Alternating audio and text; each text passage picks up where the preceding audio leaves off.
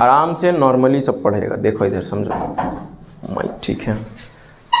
कौन चैप्टर पढ़ेंगे? Conservation of plants and animals. देखो लिखो, conservation of plants and animals. अच्छा एक बात समझना पहले, अब कंजर्वेशन करने का मतलब क्या होता है? कंजर्वेशन का मतलब, कंजर्व करने का मतलब बचाना। हाँ, कंजर्व करने का मतलब होता है बचाना। अब कोई कब बोलेगा कि हमको बचाओ बचाओ? जैसे मान के चलो, हाँ जब खतरा में रहेगा, ऐसे ऐसे थोड़ी कोई बोलेगा कि हमको बचाओ बचाओ। तो मतलब कंजर्वेशन ऑफ प्लांट और एनिमल में, प्लांट एनिमल तो नहीं बोल रहा है बचाओ, लेकिन हम लोग बोल रहे हैं कि प्लांट को बचाओ। कुछ जरूरी होगा, खतरा में होगा, उसे हम लोग पर भी कुछ खतरा पड़ता होगा। ठीक है, पहले पढ़ेंगे, बचाने से पहले पढ़ेंगे कि उस पर प्रभाव क्या पड़ रहा है, खतरा क्या है उस पर, तभी ना पता चलेगा कि क्या चीज़ से बचाना है। तो प्लांट और एनिमल को क्या चीज़ से खतरा है? पॉल्यूशन से खतरा होगा, और एनिमल को ग्रीन हाउस गैस से खतरा होगा। और मेनली अगर प्लांट के बारे में बात करें तो प्लांट को खतरा है कट जाने से, मतलब डिफॉरेस्टेशन से। डिफॉरेस्टेशन पता है? डिफॉरेस्टेशन से प्लांट को खतरा है। एनिमल को किससे खतरा है? पॉल्यूशन से। तो यही हम लोग पढ़ेंगे, अगर हमको प्लांट और एनिमल को बचाना है तो डिफॉरेस्टेशन को बंद करना पड़ेगा और पॉल्यूशन को भी कम करना पड़ेगा। आया बात समझ में? चलिए देखिए, तो इस चैप्टर में बहुत सारा टर्म आएगा, जैसे बायोडाइवर्सिटी,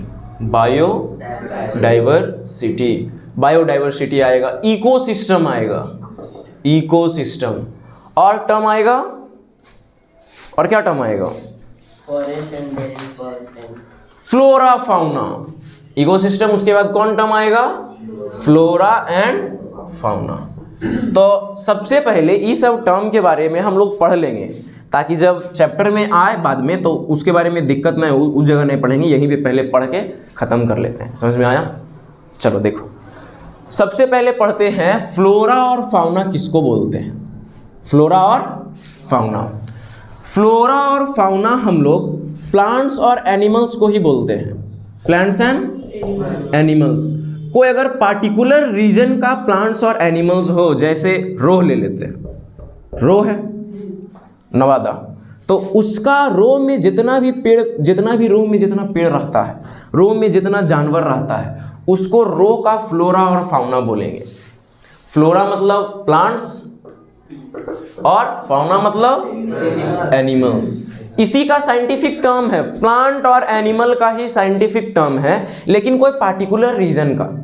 समझ में आया? अगर कोई पार्टिकुलर रीजन का प्लांट और एनिमल रहेगा तो उसको उस रीजन का फ्लोरा और फाउना बोलेंगे।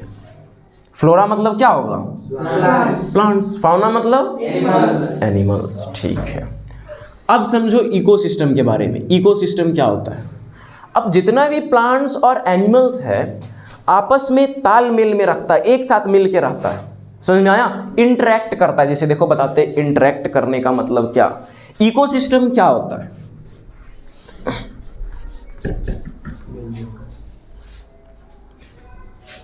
देखो जैसे एगो इस रीजन है, ठीक, इतना बड़ा रीजन है, इसमें बहुत सारा पेड़ है, ठीक, बहुत सारा पेड़ है। पेड़ पर अलग अलग किस्म का पक्षी रह रहा, जमीन पर अलग अलग तरीके का जानवर लग रहा, घास उस अलग ढेर तरीके का जानवर, इन्हें तालाब है, ठीक, इतना बड़ा रीजन, इतना सारा पॉन्ड है, ठीक। इकोसिस्टम किसको बोलेंगे? इकोसिस्टम एक ऐसा सिस्टम है जो जिसको चलने के लिए, मतलब अगर इसको जिंदा रहना है तो इसको जिंदा रहने के लिए आदमी का सपोर्ट नहीं चाहिए, खाली इसको जिंदा रहने के लिए सनलाइट चाहिए। मतलब जैसे अगर हम एगो पेड़ को रोप देंगे, जैसे एगो बहुत बड़ा पेड़ हो जाएगा तो उसको भी बहुत दिन बाद नहीं चाहिए होगा, लेकिन छोटा मोटा अगर पेड़ मान के चलो गमला उमला में रोपे हैं तो इसको तो आदमी चाहिए। अगर नर्सरी का बारे में बात करते तो वहाँ पर ढेर सारा पेड़ लगल रहता है, तो नर्सरी को इकोसिस्टम नहीं बोलेंगे, वहाँ भी चिड़िया उड़िया रहता है, काहे उसको इकोसिस्टम नहीं बोलेंगे? काहे कि नर्सरी में एगो आदमी उसका देखभाल करता है, डेली पानी देता है, खाद देता है। नर्सरी और इकोसिस्टम में क्या अंतर रहता है? जैसे नहीं कोका-कोला में है, क्या है जहाँ पर ढेर सारा उगता है पेड़ पौधा, हिंदी में क्या बोलता है उसको? आश्रम। हाँ, आश्रम में ढेर सारा पेड़ पौधा लगल रहता है। तो अब आश्रम को इकोसिस्टम नहीं बोलेंगे। काहे नहीं बोलेंगे? काहे कि वहां आश्रम खुद से नहीं चलेगा, उसको आदमी चला रहा है। सब पेड़ पौधा को कैसा खाद चाहिए, कैसा पानी चाहिए, सब आदमी देता है। इकोसिस्टम में क्या अंतर होता है कि खुद से चलेगा, इसको आदमी का कोई सपोर्ट नहीं चाहिए। जैसे वो जंगल मान लेते हैं, जंगल छोड़ दो तो वो पेड़ में उसमें पंछी उंछी रहने के लिए कोई आदमी को नहीं जरूरत है, अपने पानी पड़ेगा, नेचुरल सिस्टम पर ही वो डिपेंडेंट रहता है। समझ में आया? पहला बात, इकोसिस्टम को चलने के लिए खाली सनलाइट चाहिए। और इकोसिस्टम खाली अकेला ने एगो यूनिट है, किसका? बायोटिक और एबायोटिक कंपोनेंट का। बायोटिक और एबायोटिक कंपोनेंट क्या होता है? बायोटिक कंपोनेंट किसको बोलेंगे? बायोटिक कंपोनेंट किसको बोलेंगे? लिविंग कंपोनेंट को, वैसा चीज जो जीवित चीज है। समझ में आया? उसको बोलेंगे बायोटिक, नामे में बायो आ रहा। और अबायोटिक नॉन लिविंग को बोलेंगे। बायोटिक मतलब लिविंग, अबायोटिक मतलब नॉन लिविंग। तो इकोसिस्टम क्या है? बायोटिक और एबायोटिक का यूनिट है, एबायोटिक कंपोनेंट का यूनिट है, जिसमें बायोटिक कंपोनेंट और एबायोटिक कंपोनेंट दोनों एक साथ मिल के रहता है। जैसे एग्जांपल लेते हैं, पेड़ तो बायोटिक कंपोनेंट हो जाएगा, लेकिन सोइल जिस पर पेड़ उग रहा है, सोइल कैसा है? Non living, abiotic. Air, air कैसा है? Non living. समझ में आया? नॉन लिविंग है। और अगर बात करें सनलाइट का, तो सनलाइट कैसा है? वो भी नॉन लिविंग है। तो इकोसिस्टम एगो यूनिट है बायोटिक और अबायोटिक कंपोनेंट का, जिसमें आपस में सब एक यूनियन बना के रहता है। समझ में आया? एकता बना के रखता है, उसी को बोलते हैं इकोसिस्टम। और इकोसिस्टम को चलने के लिए केवल सनलाइट चाहिए और इसके अलावा कुछ नहीं चाहिए। इकोसिस्टम में बहुत किस्म का जानवर होता है। जैसे हम लोग को जिंदा रहने के लिए बाहर से खाना चाहिए, तो इसमें बहुत किस्म का जानवर रहता है। बेंग रहेगा, सांप रहेगा और अलग अलग किस्म का जानवर रहेगा। तो उस सबको जिंदा रहने के लिए सब आपस में एक दूसरे पर डिपेंडेंट रहता है, उसी को बोलते हैं इंटरेक्ट करना। जैसे समझो, इंटरेक्ट करने का बात क्या हो गया? सांप किसको खाता है? हाँ, मेढक को। अगर सांप मेढक को खाता है तो मान लेते हैं बहुत सारा यहाँ पे फ्रॉग है, ठीक, यहाँ पे स्नेक है। तो स्नेक को जिंदा रहने के लिए फ्रॉग चाहिए, और भी छोटा मोटा कोई इंसेक्ट चाहिए होगा, इंसेक्ट चाहिए। तो इंटरेक्शन मतलब क्या? जैसे देखो, फ्रॉग आया इसके सामने, फ्रॉग बोला सांप को भूख लगल है, खा लीजिए। आए बात समझ में? तो देखो, सांप फ्रॉग को खा लिया। अब उसमें अगर कोई ईगल उगल रहा है तो ईगल सांप को देखेगा, सांप को खा लेगा। मतलब इकोसिस्टम में सबका पेट भर रहा है। प्लांट का भी पेट भर रहा है, कौन? सनलाइट। अब प्लांट से अपना पेट कौन भर रहा? इंसेक्ट, छोटा मोटा इंसेक्ट। और इंसेक्ट से पेट भर रहा उससे बड़ा जानवर, उससे पेट भर रहा उससे बड़ा जानवर। अब बड़ा जानवर, जो सबसे बड़ा जानवर, वो मर जाता है तो उसे वापस में सोइल में चल जाता है। आए बात समझ में? तो इसको सबका पेट भरने के लिए इकोसिस्टम में जितना जानवर है उतने बहुत है। समझ में आया? आओ अलग से नहीं मंगाएगा कि हमको दूसरा खाना चाहिए। इकोसिस्टम में जितना जानवर है सब आपस में एकता बना के रहा, उसका खाना वो बन रहा, उसका खाना वो बन रहा। आए बात समझ में? ऐसे पूरा इकोसिस्टम चल रहा। इकोसिस्टम क्या होता है? Ecosystem it is the union of biotic and abiotic component which live together. आए बात समझ में? जो एक साथ रहता है बायोटिक और अबायोटिक कंपोनेंट, उसी का यूनियन को बोलते हैं क्या? इकोसिस्टम। और एक बात और इकोसिस्टम में ध्यान देना कि इकोसिस्टम को चलने के लिए केवल सनलाइट चाहिए, उसके अलावा कोई ह्यूमन सपोर्ट नहीं चाहिए। अगर कहीं पे ह्यूमन सपोर्ट कोई दे रहा है तो उसको इकोसिस्टम नहीं बोलेंगे। समझ में आया? जैसे नर्सरी, वो इकोसिस्टम नहीं है। ठीक ठीक। फ्लोरा फाउना भी हो गया। अब देखो, अब समझो, फ्लोरा फाउना भी हो गया, अबायोटिक बायोटिक भी हो गया, इकोसिस्टम भी हो गया। अब आते हैं बायोडाइवर्सिटी में। बायोडाइवर्सिटी क्या होता है? बायोडाइवर्सिटी, डाइवर्सिटी मतलब क्या होता है? डाइवर्सिटी मतलब अगर नॉर्मली बात करें तो डाइवर्सिटी मतलब होता है भिन्नता, किस्म, कितना अलग अलग तरीके का है, उसको वैरायटी बोल सकते हैं। बायोडाइवर्सिटी मतलब वैरायटी, मतलब कितना वैरायटी का है, क्या चीज का वैरायटी? बायो मतलब लिविंग थिंग्स। समझ में आया? इसमें लिविंग थिंग्स का वैरायटी को बोला जाता है बायोडाइवर्सिटी। मतलब कितना अलग अलग तरीके का लिविंग थिंग्स है, कितना उसका स्पीसीज है, उसको बोलेंगे क्या? बायोडाइवर्सिटी। तो biodiversity is the variety of living beings. समझ में आया? ठीक। अब देखो, इसमें सबसे पहले यही बताया था कि बायोडाइवर्सिटी क्या है। तो फ्लोरा और फाउना का वैरायटी है। आई बात समझ में? मतलब बहुत कितना किस्म का पेड़ है, जैसे पेड़ बहुत ज़्यादा किस्म का होता है, तो उसका जितना किस्म का है उसको बोलेंगे उसका डाइवर्सिटी। मतलब पेड़ में इतना किस्म है, जानवर में अलग अलग किस्म का जानवर है, तो वो होगा कोई भी प्लेस का बायोडाइवर्सिटी। बायोडाइवर्सिटी मतलब वैरायटी ऑफ लिविंग ऑर्गेनिज्म। ठीक। अब इसमें देखो, biodiversity of a desert and a grassland and a rain forest are very different from each other. जैसे तुमको बताया है, एगो बायोडाइवर्सिटी एग्जाम्पल ले लीजिए डेजर्ट, एगो ले लेते हैं एग्जाम्पल ग्रासलैंड का, ग्रासलैंड, और एगो एग्जाम्पल ले लेते हैं रेन फॉरेस्ट का। ये तीनों जगह में अगर ऑर्गेनिज्म देखेंगे किस किस तरह का है। एक और जगह ले लेते हैं, मान के चलो बर्फीला एरिया, स्नो रीजन ले लेते हैं। समझ में आया? तो ये अलग अलग जगह पर अगर हम जाएंगे, वहां पर जानवर के बारे में खोजेंगे, तो हमको डेजर्ट में कौन कौन जानवर मिलेगा? कैमल मिलेगा। और अगर पेड़ ढूंढेंगे तो डेजर्ट में कैसा पेड़ मिलेगा? कैक्टस मिलेगा। समझ में आया? और भी डेजर्ट में अलग अलग छोटा मोटा जानवर, बालू के अंदर रहने वाला जानवर रहता है, वो सब भी मिलेगा। मेनली ये दोनों मिलेगा। ठीक, डेजर्ट में रहता है। अगर नॉर्मली ग्रास लैंड में जाएंगे तो रैबिट मिल सकता है, रैट मिल सकता है, स्नेक मिल सकता है, और ग्रास इंसेक्ट भी मिल जाएगा। और ग्रास लैंड में अगर पेड़ ढूंढेंगे तो फ्लावर भी मिल सकता है, ग्रास भी मिल सकता है, घास, समझ में आया?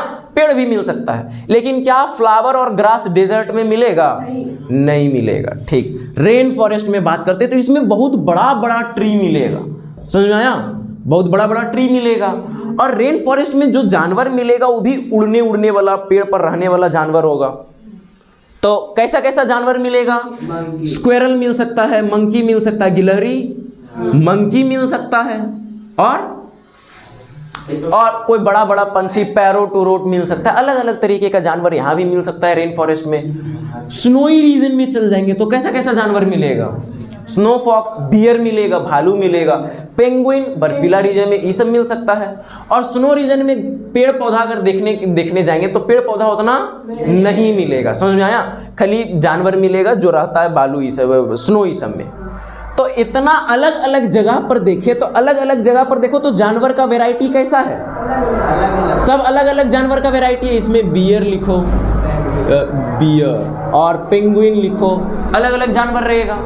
तो अलग अलग जगह पर उसका बायोडाइवर्सिटी कैसा है? अलग अलग है।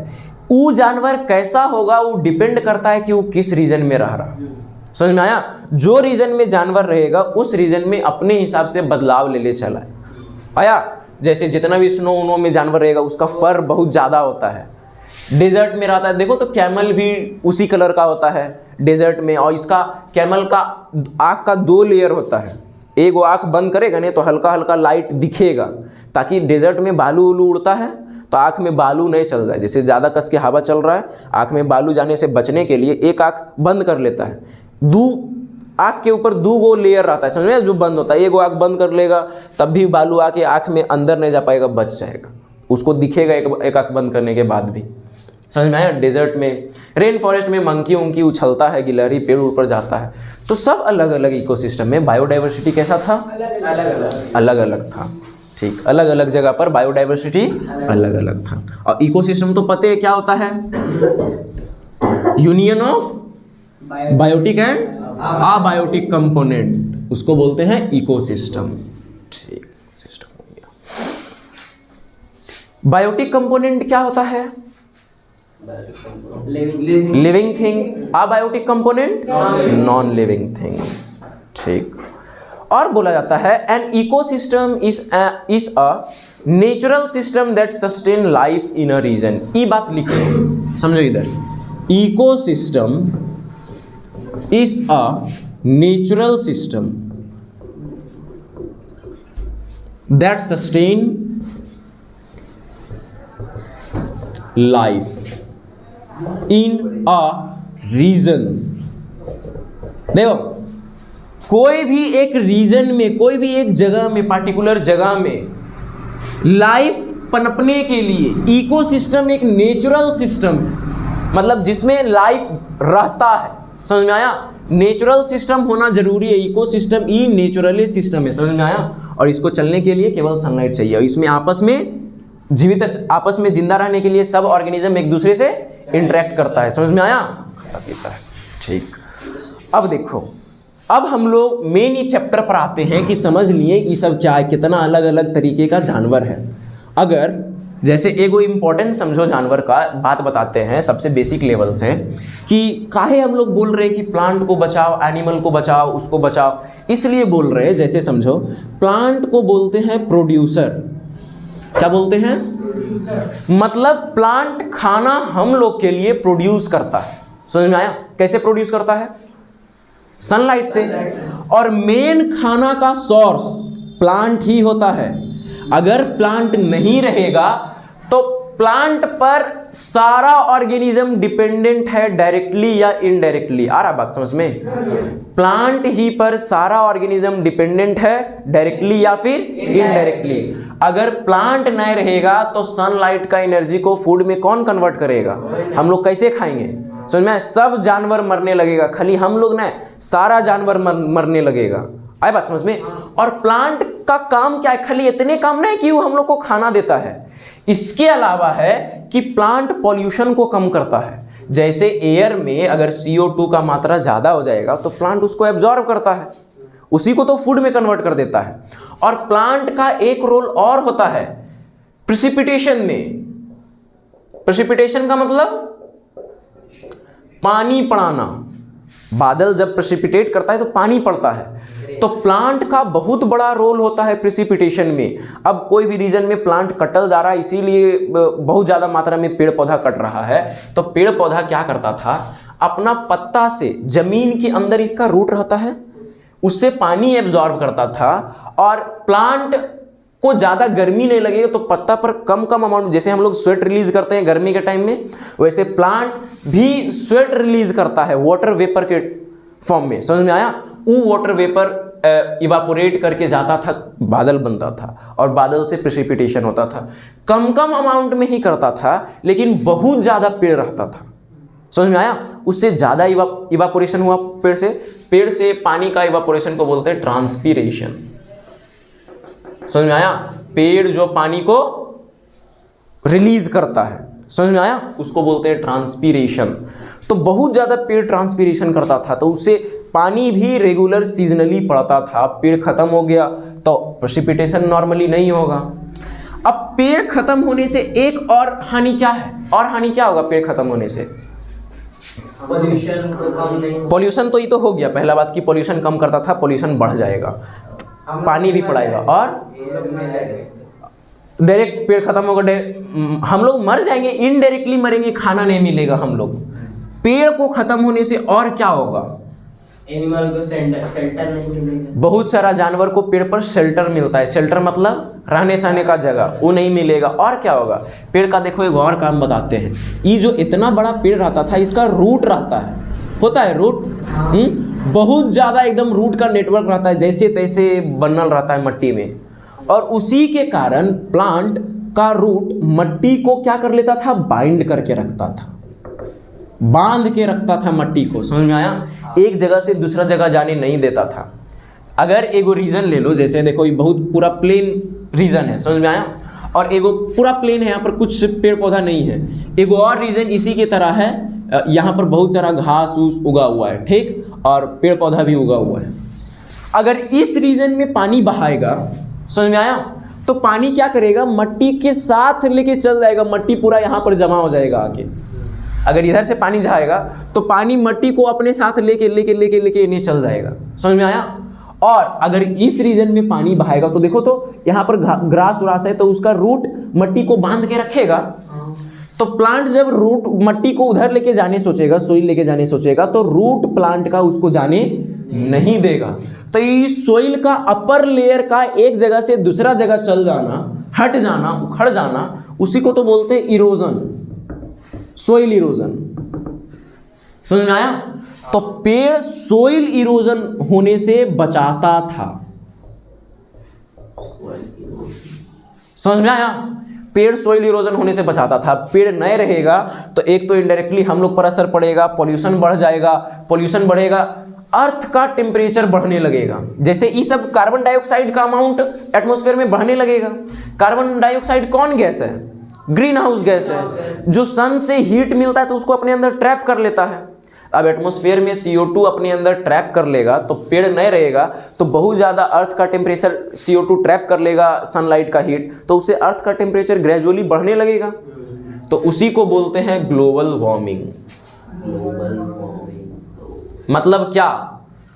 अर्थ का टेम्परेचर ग्रेजुअली इंक्रीज करना।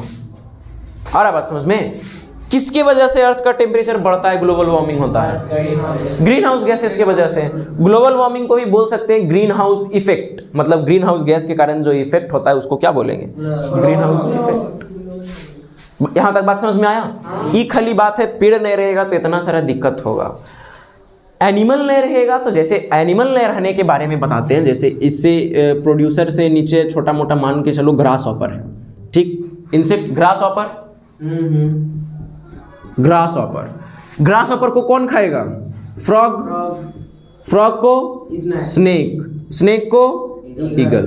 ये एक पूरा फूड चेन है। समझ में आया? इसको वो खाता है, उसको वो खाता है। ये आपस में दूसरा भी जानवर हो सकता है। समझ में आया? ऐसा मेनली नहीं कि स्नेक खाली फ्रॉग और दूसरा इंसेक्ट को खाएगा। लेकिन अगर मान लेते हैं फ्रॉग पूरा अगर खत्म हो जाएगा तो फ्रॉग का खत्म होने से बहुत ज़्यादा प्रभाव पड़ेगा। पहला प्रभाव, फ्रॉग जो ग्रास हॉपर को खाता था, ग्रास हॉपर का संख्या बढ़ने लगेगा, बहुत ज़्यादा हो जाएगा। और फ्रॉग को जो खाता था स्नेक, स्नेक का भी खाना पर असर पड़ेगा, उसको भी ज़्यादा अमाउंट में खाना नहीं मिलेगा। समझ में आया? तो इससे क्या होगा? स्नेक पर असर पड़ेगा और इसके ऊपर जो फ्रॉग जिसको खाता था उसका संख्या बढ़ने लगेगा। जैसे अगर छोटा मोटा मान लेते हैं छिपकली उपकली घर में नहीं रहेगा तो उसे घर में इंसेक्ट बहुत ज़्यादा बढ़ने लगेगा। अब बहुत ज़्यादा इंसेक्ट होना भी खराबी है। आया बात समझ में? नॉर्मल सब एवरेज में रहना चाहिए, ठीक? तो इससे ग्रास हॉपर बढ़ने लगेगा, उसके बाद स्नेक घटने लगेगा, कमने लगेगा, ज़्यादा उसको खाना नहीं मिलेगा।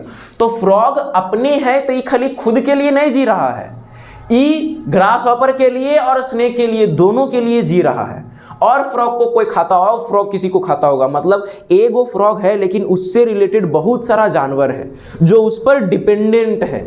समझ में आया? तो उसका फ्रॉग से डिपेंडेंसी कम हो जाएगा। आ रहा है? तो एक वो जानवर नहीं रहेगा तो उससे पूरा चेने गड़बड़ा जाएगा। आए बात समझ में? तो वो दिक्कत होगा। जैसे अगर एग्जाम्पल हम बात कर लेते हैं जंगल में, शेर का बात कर लेते हैं। शेर नहीं रहेगा जंगल में तो शेर जंगल में नहीं रहेगा तो डियर का संख्या एकदम बढ़ जाएगा। जितना भी डियर वियर रहेगा उसका संख्या बढ़ जाएगा। डियर का संख्या बढ़ जाएगा तो वो ज़्यादा अमाउंट में घास उस खाने लगेगा, ज़्यादा अमाउंट में नीचे वाला जानवर, छोटा मोटा जानवर को खाने लगेगा, तो पूरा सफा कर देगा एकदम घास उसको पूरा खा पी के। समझ में आया? तो इसीलिए शेर को भी रहना जरूरी है ताकि डियर को ज़्यादा बढ़ने नहीं दे, लिमिट में रखे। और शेर भी देखता है ज़्यादा बच्चा पैदा नहीं करता है, एक शेर एक ही बच्चा पैदा करता है। जो ऑर्गेनिज्म जितना टॉप लेवल पर फूड चेन में रहता है उतना कम बच्चा पैदा करेगा। जैसे एग्जांपल लेते हैं, पेड़ तो ढेर सारा बच्चा पैदा करेगा, ढेर सारा पेड़ बना देगा। ग्रास हॉपर दिखता है छोटे छोटे रहता है लेकिन ज़्यादा बच्चा पैदा करता है। काहे कि जितना बच्चा पैदा किया उसमें से आधा बच्चा बेंग खा जाएगा तो आधे न बचेगा। मतलब उसको बेंग के लिए खाना भी बनाना है तो ज़्यादा अमाउंट में, ढेर सारा बेंग है, सब बेंग को पूरा करना है खाना, तो ग्रास हॉपर ज़्यादा अमाउंट में बच्चा पैदा करता है ताकि सब बेंग का पेट भर जाए। बेंग भी बच्चा पैदा करता है ज़्यादा अमाउंट में ताकि स्नेक का पेट भर जाए। स्नेक ज़्यादा अमाउंट में नहीं, 2-4-5 गो 10-12 अंडा ज़्यादा इतना देगा तो उतना से ईगल का पेट भर जाता है। मतलब सब लिमिटेड रेंज में सब एक दूसरे का पेट भर रहा है। जैसे एग्जांपल बात करें, दिखता है मच्छर कितना ज़्यादा बच्चा पैदा करता है, बहुत ज़्यादा, ताकि पानी में रहने वाला जो जानवर है उसका पेट भरे। समझ में आया? और मच्छर गलती से 1-2 गो बच जाए तो फिर उतना अंडा रिलीज कर देगा। इसी को बोलते हैं कि इको सिस्टम में जो फूड चेन रहता है मेंटेन रखता है। न किसी का क्वांटिटी ज़्यादा बढ़ने देना है और न किसी का क्वांटिटी कम होने देना। अगर क्वांटिटी कम होने लगेगा तो फिर फूड चेन में गड़बड़ हो जाएगा, क्वांटिटी बढ़ जाएगा तभी वो फूड चेन में गड़बड़ हो जाएगा। आए बात समझ में। अब एनिमल को बचाएंगे इसलिए ताकि एनिमल एक्सटिंक्ट हो रहा है। 2-3 तरीके का, एक वो रेड बुक देखेगा, क्या तो बुक का नाम है रेड बुक, उसमें आगे पढ़ेगा चैप्टर में, उसमें देल रहेगा कि जानवर को बचाना काहे लिए है। देखो समझो, अब पेड़ को भी इसलिए बचाना है ताकि पेड़ भी कुछ एक्सटिंक्ट हो रहा है। पहले एक वो पेड़ था, भुला रहे हैं उसका नाम, मतलब वो रहता था, मतलब नॉर्मली दिख जाता था, समझ में कहीं भी। अब वो तरीके का पेड़ दिखे नहीं रहा, पेड़ खत्म हो जा रहा, मतलब वो जैसे मान के चलो, अभी एग्जांपल ले लेते हैं आम का पेड़, ठीक। अब सारा आदमी आम का पेड़ काट दिया, ठीक, उसे आम का लकड़ी उकड़ी जला दिया, चाहे कुछ भी बनाया, ठीक, आम का पेड़ खत्म कर दिया, तो उससे अब आम खत्म हो जाएगा। हम लोग का फ्यूचर जनरेशन वाला आम का फायदा उठा पाएगा? नहीं। तो इसको कंजर्व करना है इसलिए भी ताकि हम लोग का फ्यूचर जनरेशन उसका फायदा उठा सके। समझ में आया? ये भी एक पॉइंट है जिसके कारण हमको कोई भी प्लांट को कंजर्व करना है। उसी चीज में आता है एनिमल भी। एनिमल को भी कंजर्व करना है, सब स्पीसीज मेंटेन करके रखना है। डायनासोर तो कहने खत्म हो गया, अभी तक डायनासोर रहता तो दिखते। और उसी तरीके का एक और जानवर है डोडो। बत्तख नहीं है, जानवर रहता है, समझ में आया?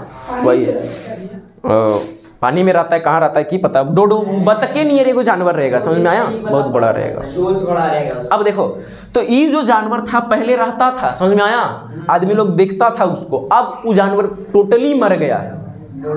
डोडो अब है ये नहीं है, समझ में आया? पूरा मर गया है डोडो। जैसे एक और जानवर का एग्जाम्पल लेते हैं हम, अब जो एक्सटिंक्ट होने वाला है कोई जानवर, उसका नाम ले तो स्पैरो। पहले स्पैरो बहुत ज्यादा देखते थे, घर में नीचे बाजार में रहते थे, एकदम सवेरे सवेरे डेली स्पैरो आ जाता था, समझ में? बहुत ज्यादा रहता था, छोटा छोटा अंडा दे देता था, ऐसा ही फुटल रहता था, जमीन के नीचे गिरल देखते थे, समझ में आया? अब स्पैरो जनेवे नहीं करता है, काहे कि बहुत सारा हम लोग के कारण चेंज आ रहा, टावर लगा रहा, उससे रेडिएशन निकल रहा, पॉल्यूशन हो रहा, उसमें हम लोग तो सह ले रहे हैं, लेकिन जो छोटा मोटा जानवर है वो उसको सह नहीं पा रहा है, समझ में आया? तो उसके कारण इसका खत्म, लुप्त होता जा रहा है। तो 3 तरीके का कैटेगरी में इसमें हम रखते हैं जानवर को। एगो हो गया जानवर जो खत्म हो गया, एक्सटिंक्ट जानवर जो टोटली खत्म हो गया, समझ में? वो एगो जो कोई पार्टिकुलर रीजन में खत्म हो गया है, जैसे एगो पूरा धरती पर से उठ के चल गया दूसर प्लेनेट, समझ में? मतलब पूरा सफा हो गया। और एगो जैसे एग्जांपल हम मान लेते हैं यहाँ पर, जैसे पहले स्पैरो रहता था, समझो इधर ध्यान दो, पहले रो में स्पैरो रहता था, अरे ध्यान दो इधर, समझो इधर, पहले रो में स्पैरो रहता था, पूछना था, पूछो क्या पूछना है? हाँ, अगर पूरा देश में स्पैरो खत्म हो जाएगा तो उसको बोलेंगे एक्सटिंक्ट। दूसरा बता रहे हैं, इसको समझो, इसको बोलते हैं रीजनली एक्सटिंक्ट। मतलब अगर कोई एगो रीजन में खत्म हो गया है, आया बात समझ में? जैसे स्पैरो मान के चलो, कोई गांव में बगल में कौन, मनियोचक, उसमें स्पैरो है, रो में स्पैरो नहीं है, तो उसको बोलेंगे कि रीजनली एक्सटिंक्ट हो गया है। सब रो में स्पैरो जितना था सब मर गया, मनियोचक में खाली बच रहा है। आया बात समझ में? तो वो होगा रीजनली एक्सटिंक्ट। ये बात समझ में आया? ठीक, एगो एक्सटिंक्ट, एगो रीजनली एक्सटिंक्ट, मतलब कोई रीजन में खत्म हो गया। अब एक होगा वल्नरेबल। वल्नरेबल मतलब खत्म होने के कगार पर है, समझ में आया? मतलब उसको अगर नहीं बचाया गया तो वो खत्म हो जाएगा। जैसे इंडिया में देखा था, चीता लाया था नरेंद्र मोदी, तो चीता इंडिया में नहीं था, तो इंडिया में लाने के लिए बाहर से चीता मंगाया कि पता कई गो, समझ में आया? ताकि वो स्पेसीज मेंटेन रहे, उसको देखें। आया बात समझ में? मनल रहे। पहले वो सबका शिकार करता था, आदमी लोग मार देता था अपना खुशी के लिए। एक इसी तरीके का रेड बुक में अलग अलग ग्रुप है, एगो एक्सटिंक्ट एनिमल है, एगो रीजनली एक्सटिंक्ट है, एगो वल्नरेबल है, एगो इंडेंजर्ड है। इंडेंजर्ड तरीके का, इतना तरीके का हम लोग पढ़ेंगे जानवर के बारे में। अब देखो ये बात समझ में आ गया कि हमको बचाना काहे है। फिर अब पढ़ेंगे अब हम लोग कैसे बचाएं, समझ में आया? बचाने का कितना मेथड है, कैसे कैसे बचा सकते हैं। एगो बचाने का तरीका है कि मान के चलो जानवर में रैबिट नहीं रह पा रहा, उसको शेर खा जाएगा, तो रैबिट को पकड़ के अपना घर में लाके पाल लिए, ये एगो बचाना हुआ। एगो रैबिट को बचाए वही जगह पर, मतलब ऐसा इन्वायरमेंट क्रिएट किए कि रैबिट अपना इन्वायरमेंट में रहे लेकिन उसको कोई हानि नहीं पहुंचा सके, समझ में आया? तो ये भी एगो बचाना हुआ। तो बचाना 2 तरीके का होता है। एगो एक्स सीटू, एगो इन सीटू, इन सीटू, दोनों है कंजर्वेशन, कंजर्वेशन, दोनों कंजर्वेशन है। एक्स सीटू कंजर्वेशन क्या हुआ, जैसे कोई अपना रीजन में रह रहा है जानवर, उसको उसका रीजन से उठा के ले चल आए जू में, जू वगैरह में रखें, समझ में आया? तो ये सब होगा एक्स सीटू कंजर्वेशन, मतलब उसको अपना जगह से उठा के इधर ले चलाएं, तुम यहाँ बच के रहो। आए बात समझ में? एक हुआ इन सीटू कंजर्वेशन, मतलब जानवर में मान के चलो शेर का शिकार हो रहा है, शेर कम हो गया तो बाउंड्री बना दिए, पूरा जंगले के किनारे किनारे बाउंड्री लगा दिए और आदमी को जंगल में जाने से मना कर दिए कि कोई आदमी, पाबंद लगा दिए कि कोई आदमी जंगल में नहीं जा सकता है। तो शेर अपनी जगह पर रहेगा और कंजर्व रहेगा, इसको बोलेंगे इन सीटू कंजर्वेशन, मतलब उसी के जगह पर उसको बचाना। एक्स सीटू वहाँ से दूसरा जगह ले जाके उसको बचाना, बाकी कल पढ़ेंगे। ठीक है लो।